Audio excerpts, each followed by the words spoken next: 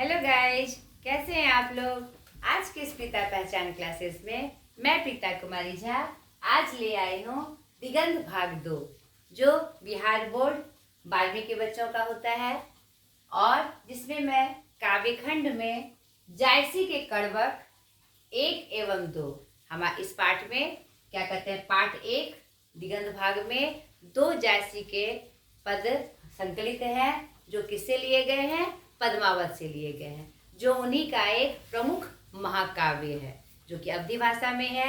इसकी पूरी व्याख्या मैंने आपके पिछले वीडियो में की है, ठीक है। तो आशा करती हूँ कि उसे आपने ध्यान से सुना होगा और प्रश्न अभ्यास बनाने की कोशिश भी की होगी। आज मैं उसी के प्रश्न अभ्यास को लेकर प्रस्तुत हुई हूँ ताकि बच्चों को मैं सहयोग कर सकूँ सुंदर से और सही ढंग से उसके प्रश्न को बनाने में, ठीक है। तो आज मैं जायसी के कड़वक जो पद्मावत से संकलित हैं उसके प्रश्न अभ्यास के साथ मैं प्रस्तुत हूँ। तो हम देखें इस प्रश्न के माध्यम से कभी और कौन सी बातें हमें समझाने की कोशिश कर रहे हैं और इसके माध्यम से इस कविता में जो तथ्य दिए हुए हैं और किस रूप में हमारे सामने आ रहे हैं, ठीक है बेटा। तो पहला है, कवि ने अपनी एक आंख की तुलना दर्पण से क्यों की है। आप जानते हैं कि जो हमारे मलिक मोहम्मद जायसी जी थे वह एक आंख से काने थे, एक कान भी उनका सही ढंग से काम नहीं करता था, उनके चेहरे पर भी चेचक के दाने थे, यानी कहने का सार यह है कि वह सुंदर नहीं थे। लेकिन उन्होंने अपनी अमर कीर्ति से, अपनी रचनाओं से संसार को अपनी जो कुरूपता थी उसे ढक दी और एक सुंदर रूप उन्होंने प्रस्तुत किया। वही इसीलिए वह कह रहे हैं अपनी एक आंख की तुलना, जिसकी एक ही आंख से उन्हें दिखाई पड़ती थी, उन्होंने किससे तुलना की है, दर्पण से की है। क्यों? क्योंकि दर्पण क्या दिखाता है, जो हमारा स्वाभाविक रूप है वही दिखाता है। दर्पण क्या होता है, निर्मल सुंदर, चाहे कोई भी उसके सामने आ जाए तो उसी का रूप वह दिखाता है, कुछ भी झूठा या गलत रूप दर्पण नहीं दिखाता है, निर्मल सा व्यवहार होता है उसका, यानी किसी के प्रति वह भेदभाव नहीं करता। तो वही अपनी आंख की तुलना वह दर्पण से कहते हुए कहते हैं कि हाँ, मैं एक ही आंख का हूँ लेकिन वह निर्मल है, सबके प्रति एक जैसा व्यवहार है और इसी एक आंख से मैंने ऐसी ऐसी रचना की है जो कि बाद में भी मैं याद किया जाऊंगा। और वास्तव में ये पद्मावत के माध्यम से या और भी उनकी बहुत सारी रचनाएं हैं, उनके माध्यम से आज भी उनकी रचनाएं प्रासंगिक है और हम उन्हें याद करते हैं। तो उन्होंने अपने एक आंख की तुलना दर्पण से क्यों की है कि दर्पण की तरह ही उनकी आंखें क्या है, निर्मल है, सुंदर है। किसके माध्यम से, उनके अमर कृति के माध्यम से, क्योंकि उन्होंने उसी एक आंख से उस अमर कृति की रचना की है, ठीक है बेटा। दूसरा प्रश्न है, पहले कड़वक में कलंक, कांच और कंचन से क्या तात्पर्य है। तो जब हमने उनके कड़वक का पाठ किया था तो हमने क्या देखा था, चांद के रूप में कलंक देखा था और नीचे की पंक्तियां देख लीजिए, जो कि अंतिम की पंक्तियां उनके ऊपर से पहले की जो पंक्तियां है, जो लही घड़ी कलंक न पड़ा, कांच होई नहीं कंचन कड़ा। यहाँ पर कलंक का मतलब है कोयला, नहीं, अगर कोयला नहीं जलता, और कांच का मतलब होता है कच्चा सोना। यहाँ उन्होंने पंक्ति के माध्यम से क्या कहते हैं, कलंक किसको बताया है, कोयले को, नहीं, कलंक कोयले को क्या प्रस्तुत करते हैं, कलंक सा कोयला, कलंक सा काला, यानी कोयला क्या, उसका रूप कैसा होता है, काला होता है, इसीलिए उन्होंने किस रूप में उनको प्रस्तुत किया है, कलंक के रूप में। यहाँ कलंक से तात्पर्य कोयले से है और कांच का मतलब होता है कच्चा सोना, जो तब कर क्या बन जाता है, खरा सोना, और यहाँ कंचन का मतलब है खरा सोना, जो सोने का सही रूप होता है, ठीक है। तो आपको स्पष्ट कर देना है। तीसरा प्रश्न है, पहले कड़वक में व्यंजित जायसी के आत्मविश्वास का परिचय अपने शब्दों में दे। यहाँ पर ये बड़ा ही सुंदर प्रश्न है और हर मानव में, चाहे वह किसी रूप में हो, कैसा भी उसका रूप हो, कैसी भी परिस्थिति हो, आत्मविश्वास कम नहीं होना चाहिए। आत्मविश्वास अगर हमारे अंदर होता है तो किसी भी कार्य को हम उसको पूर्ण कर सकते हैं, सही रूप से पूर्ण कर सकते हैं। तो वही पूछा गया है कि पहले कड़बग में जैसी जी का कैसा आत्मविश्वास दिखाई दे रहा है, कैसे आत्मविश्वास की उन्होंने व्यंजना की है, विवेचना की है। तो आपने देखा ही था कि हाँ, मैं एक नैन का हूँ, लेकिन मैं क्या हूँ, गुणी हूँ। मैंने एक नैन से ही ऐसे अमर कृति की रचना की जिससे लोग मुझे देखकर मुग्ध हो जाते हैं। यह क्या बोल रहा है, जैसी जी का आत्मविश्वास बोल रहा है। और क्या कह रहे हैं, चांद जैसी जग विधि अवतारा, दिन कलंकिन उजियारा। हाँ, मैं कुरूप हूँ, मेरी आँख, एक आँख नहीं है और मेरे कान भी खराब है, मुंह पे चेचक के दाग है, मैं कुरूप हूँ, लेकिन कलंक होकर भी जैसे चांद चमकता है वैसे मैं पूरे दुनिया में चमक रहा हूँ। यह क्या बोल रहा है, उनका आत्मविश्वास बोल रहा है। और भी बहुत सारे उदाहरण देकर कह रहे हैं कि हाँ, कुछ उसमें कमी होने के बाद भी अगर किसी का नाम होता है तो वही मेरे साथ हुआ है। नहीं, मुझ में कमियां हैं, लेकिन परिस्थिति आने पर मैंने समाज को, देश को क्या दिया, एक अच्छा उपहार दिया। यह उनका क्या बोल रहा है, आत्मविश्वास बोल रहा है। विभिन्न उदाहरणों के साथ यह उनको वह स्पष्ट कर रहे हैं कि फूल तो मर जाते हैं लेकिन उसकी खुशबू नहीं मरती। उसी प्रकार मैं रहूं ना रहूं, लेकिन मेरी अमर कृति जो और रचना जो है वह हमेशा से याद करती जाएगी और याद की जाएगी और वह सुगंध फैलाती रहेगी। मैं रहूं ना रहूं, लेकिन ये जो मेरे महाकाव्य पद्मावत है, उनकी जो कहानी है और उनके जो पात्र हैं, युगों युगों तक याद किए जाएंगे। क्योंकि उन्होंने जो पद्मावत महाकाव्य की रचना की है, उसका जो सार है और जो कहानी कहने का तरीका है वह आज भी प्रासंगिक है। ये उनका क्या है, आत्मविश्वास है। तो हम पाते हैं कि प्रथम पद में विभिन्न उदाहरणों के साथ वो अपने आत्मविश्वास को, अपने जो कीर्ति है उनको सही रूप में दिखाते हुए अपने आत्मविश्वास का रूप प्रस्तुत कर रहे हैं। ठीक है। कवि ने, चौथा प्रश्न है, कवि ने किस रूप में स्वयं को याद रखे जाने की इच्छा व्यक्त की है, उसकी इस इच्छा का मर्म बताएं। यहाँ पर उन्होंने क्या कहा है कि हाँ, मैं रहूं ना रहूं, लेकिन मैं याद किया जाऊंगा। कैसे याद किया जाऊंगा, कि जैसे फूल नहीं रहते, नहीं, लेकिन उसकी खुशबू रहती है। लोग नहीं रहते, लेकिन उसकी जो गाथाएं हैं अमरता के रूप में याद की जाती है। नहीं, और भी उन्होंने रखा है कि रत्नसेन राजा नहीं रहेंगे, पद्मावती रानी भी नहीं रहेगी, वह तोता भी नहीं रहेगा, लेकिन उनके नाम याद रखे जाएंगे, क्योंकि वह जो संगठन है, उस कहानी का संगठन और ये जो पात्र है, हर युग में वह प्रासंगिक होंगे और ऐसी कहानियां आने वाले रचनाकार भी बनाने की कोशिश करेंगे, ताकि वैसा रूप आधुनिक युग में भी प्रस्तुत किया जाए। ठीक है बेटा। पांचवा प्रश्न है, भाव स्पष्ट करें। भाव स्पष्ट करना हो, आशय स्पष्ट करना हो, अर्थ बताना हो, इस तरह के प्रश्न जब हमारे सामने आते हैं तो हम क्या करते हैं, पहले पाठ का परिचय देते हैं, फिर कवि या लेखक का परिचय देते हैं, फिर उस पंक्ति के माध्यम से क्या संदेश बताया जा रहा है और उसके भाव की हम चर्चा करते हैं।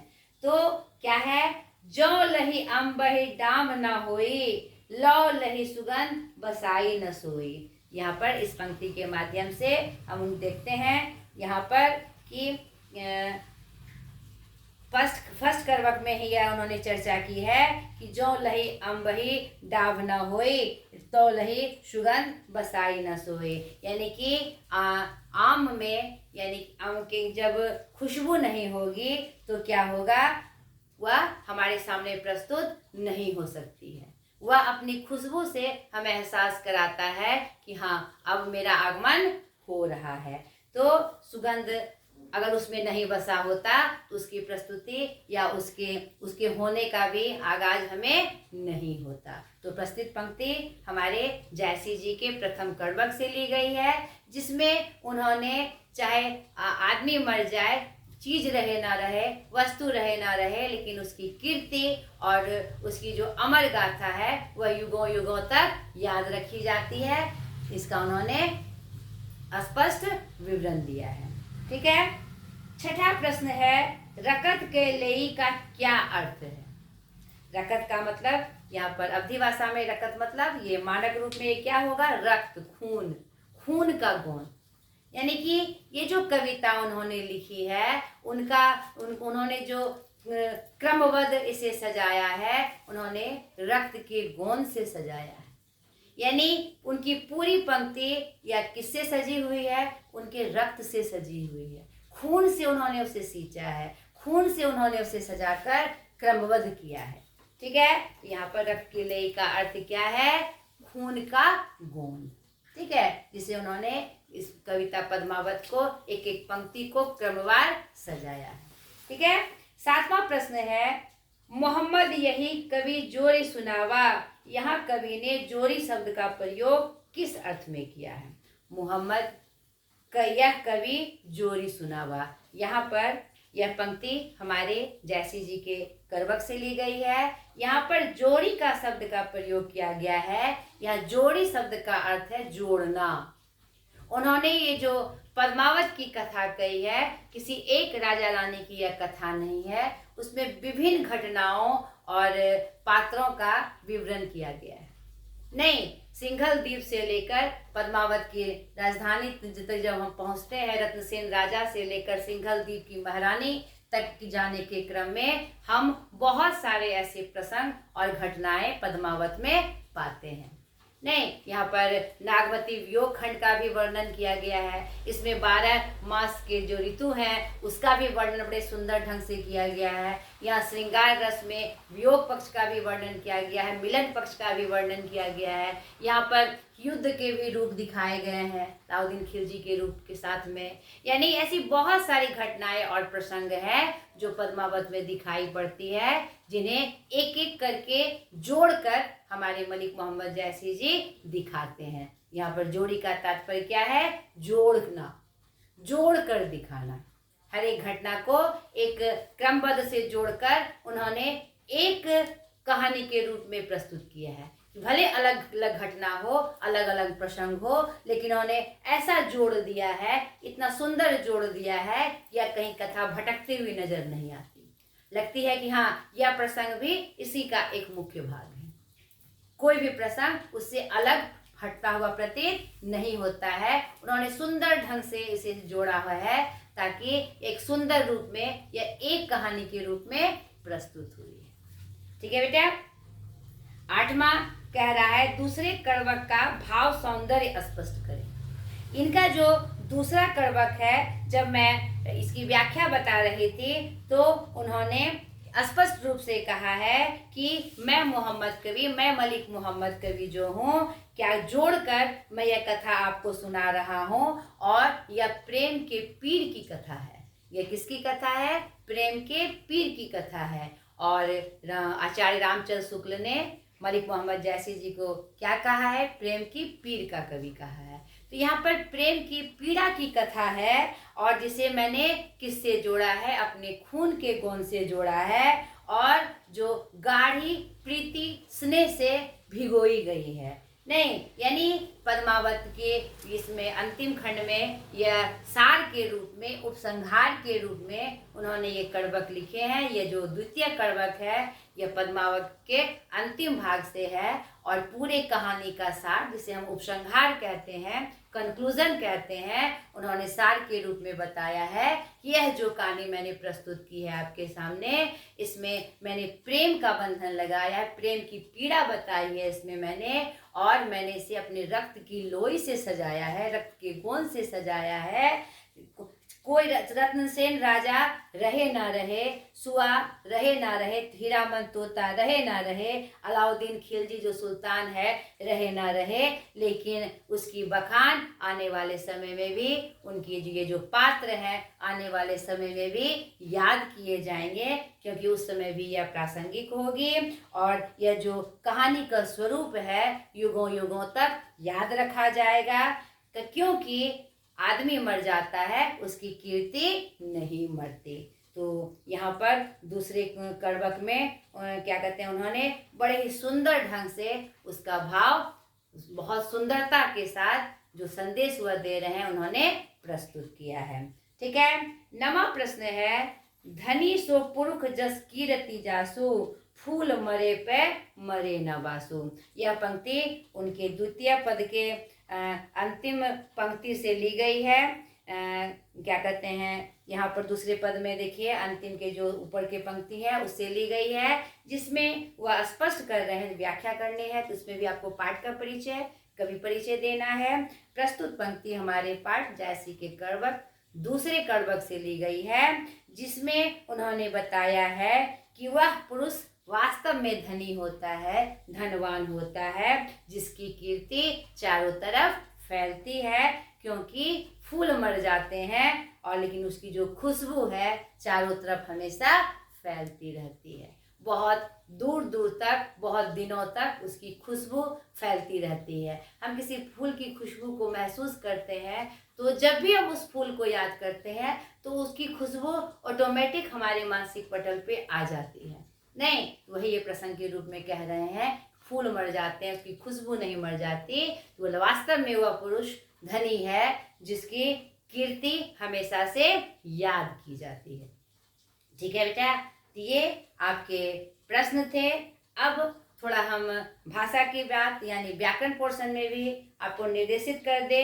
इसमें क्या कहा गया है, इसमें कहा गया है आपके जो कड़वक के आसपास है वो आपकी एक्टिविटीज है, वह अपनी बुद्धि से और थोड़ा प्रैक्टिकली आप उसको करने की कोशिश करिएगा, तो इस संदर्भ में और सी बहुत सारी बातें आपको पता चलेगी। और खुद से आप एक्टिविटीज का कलेक्शन करते हैं तो आपका आईक्यू बढ़ता है, नहीं आपका जो मानसिक जो अच्छाई है, जो पकड़ है, वो आपकी क्या होती है, मजबूत होती है। तो मैं व्याकरण पोर्शन में सीधे आती हूँ। पहला प्रश्न कहता है निम्नलिखित शब्दों के तीन तीन पर्यायवाची लिखे। पर्यायवाची क्या होता है, उसी का सेम नाम, नहीं पर्याय। नैन, नैन का क्या कहते हैं, आंख, नयन, चक्षु। ठीक है, आम, आम का तीन पर्यायवाची क्या हुआ, अम्ब, आम्र, रसाल, सौरभ आदि। नोट करते जाइएगा आप। चंद्रमा, आप बताइए चंद्रमा का क्या क्या होता है, मयंक, शशि, चंद्रमा, हिमांशु, सुधांशु आदि। रक्त, रक्त मतलब खून, खून को क्या कहते हैं, और दूसरे शब्दों में रक्त को क्या कहते हैं, खून कहते हैं, लहू कहते हैं, शोणित कहते हैं, लोहित कहते हैं। नहीं, लोहे का समान होता है, नहीं। तो राजा, राजा का पर्यायवाची क्या होगा, आप बताइए। नृप, भूप, नरेंद्र, नरेश, नहीं सुल्तान, सम्राट आदि। Be noted. और लास्ट है फूल, फूल के बहुत सारे पर्यायवाची हैं, पुष्प है, कुसुम है, सुमन है, प्रसून है आदि। ये उनके पर्यायवाची रूप थे। दूसरा कह रहा है पहले कड़वक में कवि ने अपने किन किन उपमानों की चर्चा की है उन्हें लिखे। ये मैं आपके लिए छोड़ती हूँ ताकि आप बता सकें उन्होंने कौन कौन सा उपमान अपने लिए प्रस्तुत किया है। अगर आपने अच्छे से मेरी व्याख्या सुनी होगी तो आप ये आंसर कर सकते हैं, इसमें बताने के लिए कोई बात नहीं है। तीसरा है निम्नलिखित शब्दों के मानक रूप लिखे। तो मानक रूप, यहाँ आपकी जो शब्द निधि है, मानक रूप का मतलब क्या होता है बेटा, कि शुद्ध हिंदी में जिस शब्द को मानक रूप में माना जाए उसको लिखा जाना।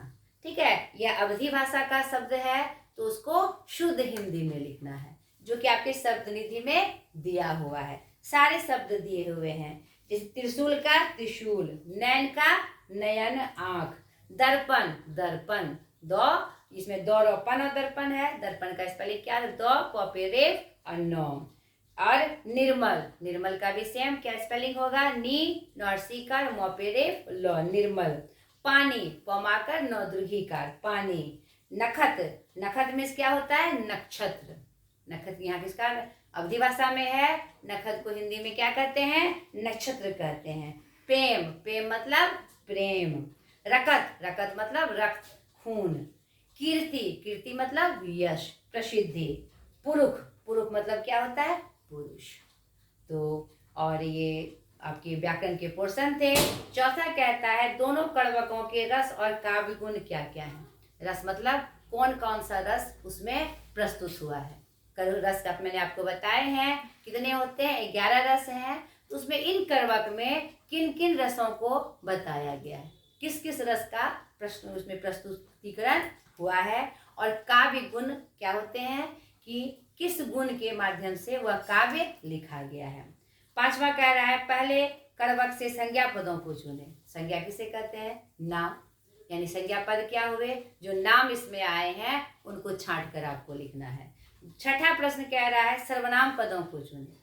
सर्वनाम जो संज्ञा के बदले में जो शब्द आते हैं, इसमें सर्वनाम के रूप में जो 6 भेद हमने आपको बताए हैं, उन 6 भेद में जो शब्द इस कड़वक में प्रयोग किए गए हैं उनको छांट के आपको लिखना है। सातवां प्रश्न कह रहा है जायसी के पद्मावत और तुलसी के मानस दोनों की भाषा अवधि है, पर दोनों महाकवियों के भाषिक संस्कार भिन्न है। तो मैं आपको बता दूं कि जायसी जी का जो पद्मावत है, जो महाकाव्य है, वह प्रेम की पीर की कथा है नहीं। और ये तुलसी का जो मानस है, उन्होंने मानस के रूप में मानव का क्या गुण है और मानस के रूप में कैसे हमें व्यवहार करना चाहिए उसका वर्णन है। तो निश्चित रूप से दोनों का जो भाषिक संस्कार होगा वह भिन्न होगा।